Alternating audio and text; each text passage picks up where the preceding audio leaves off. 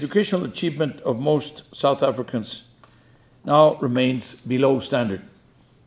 Of course, poor educational standards are in part a legacy of apartheid.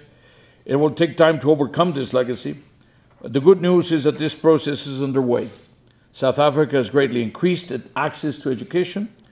It's already a remarkable achievement. Average years of schooling have indeed increased by about 1 year per decade since 1960. For the black population, this has increased from below 7 years to around 10 years since the end of apartheid. There is now an urgent need to raise the quality of education.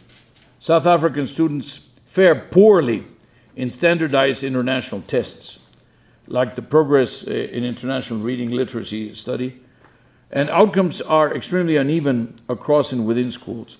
In some schools, student performance is on a par with their peers in the OECD countries, while in other schools, performance is worse than in sub-Saharan African countries. Now, in addition, too few high school graduates qualified to go to the university. Worse still, a high school diploma is no guarantee of employment, and failing to get a job on leaving school can cripple a young person's life prospects. Currently, almost 32% of young South Africans are neither in education nor in employment or training. Now, most of the unemployed in South Africa have never had a formal job. This is also something very challenging. At the same time, there are shortages of skilled workers. The education system needs to make a bigger contribution to resolving skills mismatches. So what is to be done? As President Zuma noted in his State of the Union address, all successful societies have one thing in common. They invested in education. Ensuring that there are enough teachers, study materials, infrastructure, especially in the most deprived schools, is key. Of course, this must be done within overall fiscal constraints, and it does not require a large expansion of spending. Instead, much can be done by reducing inefficiency and reprioritizing spending towards the areas where you will see the greatest payoffs. Strengthening school leadership would help in this regard. In exchange for greater accountability, school principals could be offered more training and support staff, making them responsible for teacher evaluations and for monitoring teachers' daily attendance would also help in making best use of available resources.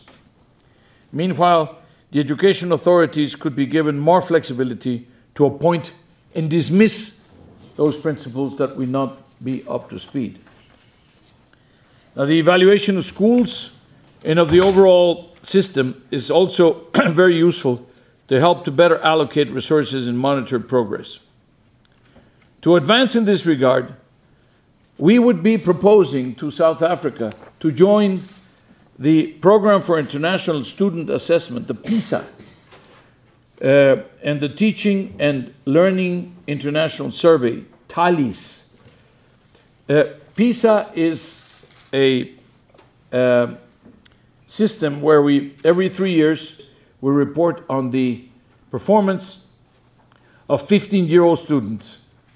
And every time more and more countries are joining. Now we have 70 countries that are reporting.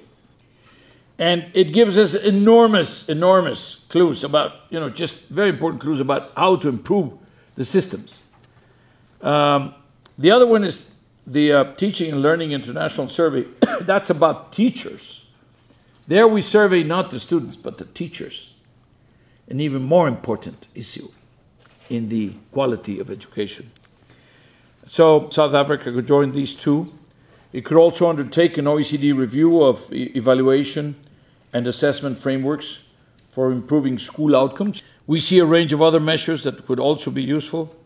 To avoid great repetition, for example, the least well-resourced schools could put greater focus on basic skills and on individual support.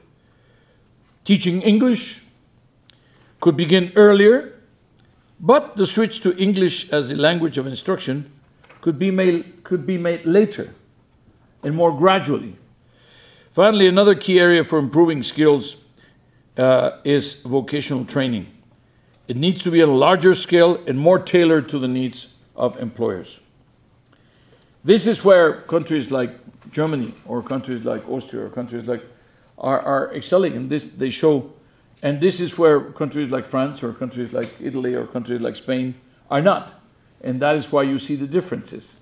So even in the most developed countries, you see clearly who took the right way and who did not. The option was there all the time, and the ones who invested more in vocational training are doing more and they're having less unemployment.